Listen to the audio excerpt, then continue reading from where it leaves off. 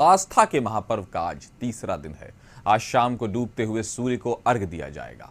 अस्ताचलगामी सूर्य को अर्घ्य देने से पहले ठेकुआ, भुसवा सहित अन्य प्रसाद सामग्रियों को बनाकर दौरा सजाया जाता है। प्रसाद सामग्री को लेकर लोग छठ घाटों पर पहुंचते हैं, फिर डूबते सूर्य को अर्घ्य देकर उनकी उपासना की जाती है। गंगा घाट, तालाब या अन्य जल स्रोतों पर छठ व्रती सूर्य की उपासना करेंगे। इसके लिए घाटों को पूरी तरह तैयार कर लिया गया है। घाटों पर अर्घ्य दिया जाएगा, जहां पूरी तैयारी की गई है। श्रद्धालुओं की सुरक्षा को देखते हुए बैरिकेडिंग की व्यवस्था की गई है। इसके साथ ही महिलाओं के लिए चेंजिंग रूम और अन्य व्यवस्थाएं भी की गई। तो आस्था के महापर्व का आज तीसरा दिन है। डूबते हुए सूर्य को अर्घ्य देने की आज परंपरा है। वहीं जय छठी मैया के नारे लग रहे हैं। आस्था का महापर्व है, छठमय माहौल है। आप देख सकते हैं किस तरह से आज तीसरा दिन है। 4 दिवसीय त्योहार है और उसमें आज तीसरा दिन है। यानी कह सकते हैं कि छठ महापर्व की धूम पूरा जो राज्य है, पूरा सूबा वो भक्तिमय छठमय हो चुका है।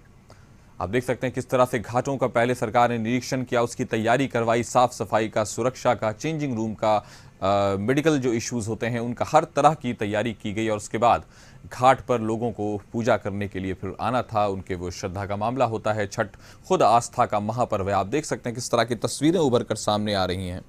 गंगा के अलग अलग घाटों पर ये तस्वीरें हम आपको दिखा रहे हैं। तो डूबते हुए सूर्य को अर्घ्य दिया जाएगा।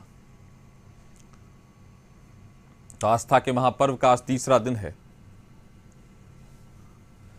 आज शाम को डूबते हुए सूर्य को अर्घ्य दिया जाएगा। वहीं अस्ताचलगामी सूर्य को अर्घ्य देने से पहले ठेकुआ, भुसवा सहित अन्य प्रसाद सामग्रियों को बनाकर दौरा सजाया जाता है। प्रसाद सामग्री को लेकर लोग छठ घाटों पर पहुंचते हैं, फिर डूबते सूर्य को अर्घ्य देकर उनकी उपासना की जाती है।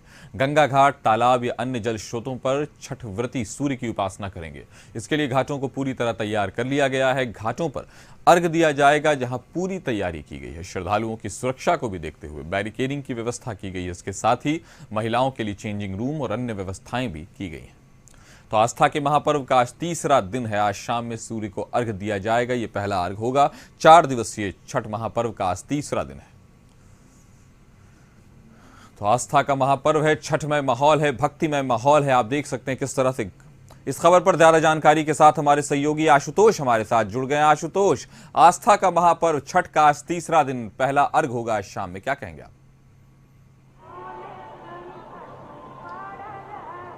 कासिफ, सबसे पहले तो छठ पर्व की ढेर सारी शुभकामनाएं आपको और जो हमारे दर्शक जुड़ रहे हैं उनको भी ढेर सारी शुभकामनाएं। और हम तस्वीर दिखाना चाहते हैं कृष्णा घाट की, और कृष्णा घाट पर क्या व्यवस्था की गई है वो तस्वीरें आप देखिए। चूंकि 2 तरह के घाट तैयार किए गए हैं, एक जो परमानेंट घाट है और एक जो जिन्हें तत्काल अभी बनाया गया है छठ पर्व को लेकर के। तो कृष्णा घाट परमानेंट घाट है। यहाँ पर विशेष तौर पर रिवर फ्रंट को लेकर के यहाँ पर पूरी व्यवस्था पहले से ही थी। और अब यहाँ पर आप देखेंगे कि चूंकि गंगा बाढ़ के बाद गंगा की स्थिति जो है वो थोड़ी ठीक नहीं रही।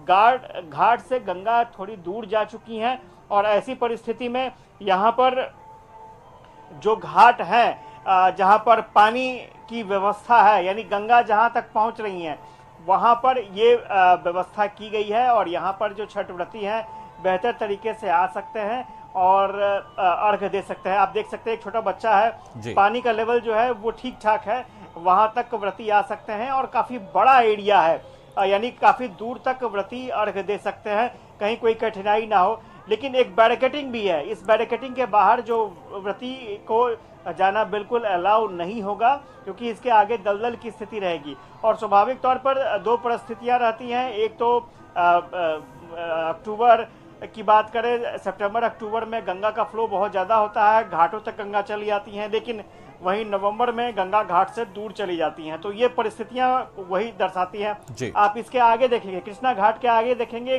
घाट का जो अगला सिरा है वहाँ पर नदियाँ सूख चुकी हैं, यानी नदी वहाँ पर बिल्कुल नहीं है, गंगा वहाँ से दूर जा चुकी हैं। और वैकल्पिक व्यवस्था है कि आप पैदल जा सकते हैं, वहाँ से अंदर की तरफ पैदल जा करके आप दूर घाट तक पहुँच सकते हैं। लेकिन कृष्णा घाट की अच्छी बात यह है कि कृष्णा घाट पर यहाँ पर गंगा देखने को मिल रही है और जो व्रती है यहाँ पर आराम से अर्घ दे सकते हैं। घाट पूरी तरीके से तैयार हो चुके हैं। पटना के जो भी घाट हैं और इंतजार सिर्फ हो रहा है, चूंकि व्रतियों का चूंकि कुछ ही घंटे का वक्त बचा है।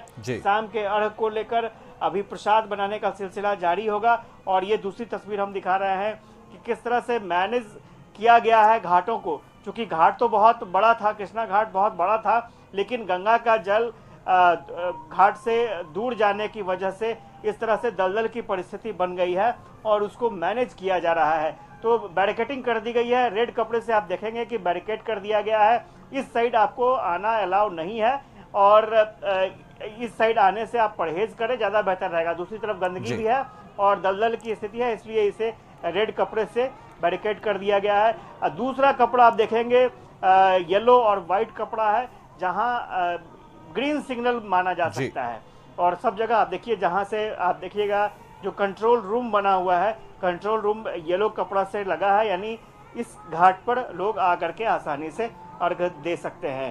तो स्वाभाविक तौर पर इंतजार हो रहा है सूर्य को अर्घ देने का और तैयारियां पूरी हो चुकी हैं। और पटना में 100 से ज़्यादा ऐसे घाट हैं जहां पर अर्घ देने की सुविधा उपलब्ध होगी। इसके अलावा तालाब और पार्कों में भी लोग अर्घ दे सकते हैं, छठ व्रती अर्घ दे सकते हैं।